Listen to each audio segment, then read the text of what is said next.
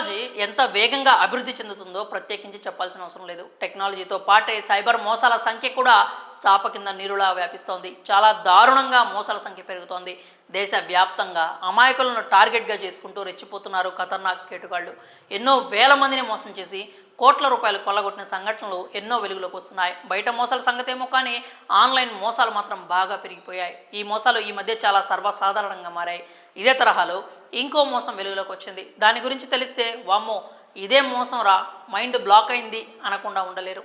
YouTube చూసి నేర్చుకుని మరి 42 లక్షల రూపాయలు కొల్లగొట్టాడు కుర్రాడు. ఇంతకీ ఆ మోసం ఏంటి?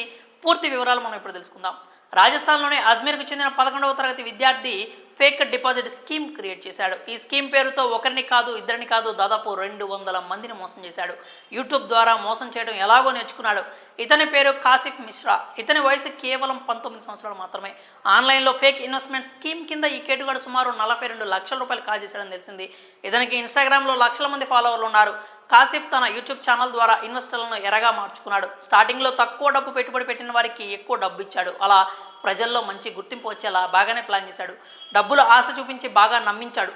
ఒకసారి తన స్కీమ్లో ఇన్వెస్ట్మెంట్ చేసిన వారికి తమ స్నేహితులు పరిచయస్తులకు చెప్పమని కూడా ఒప్పించాడు. అప్పుడు 99,999 రూపాయలు ఇన్వెస్ట్ చేస్తే 13 నెలల్లో ఏకంగా 13,99,999 రూపాయలు వస్తాయని నమ్మించాడు.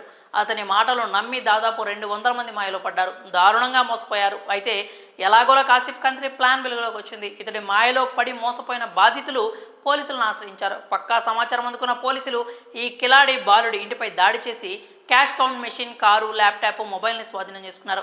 ఈ కేటుగాడిని 2 రోజుల పాటు రిమాండ్ హోమ్కు తరలించినట్టుగా తెలిసింది. ఇది సంగతి. తప్పుడు మార్గంలో త్వరగా డబ్బులు సంపాదించాలనుకున్నాడు. ఇప్పుడు జైల్లో ఊచలు లెక్క పెట్టడానికి రెడీ అయ్యాడు. ఇక ఇతని ఘరానా మోసం గురించి మీరేమనుకుంటున్నారో మీ అభిప్రాయాలను కామెంట్స్ రూపంలో తెలియజేయండి.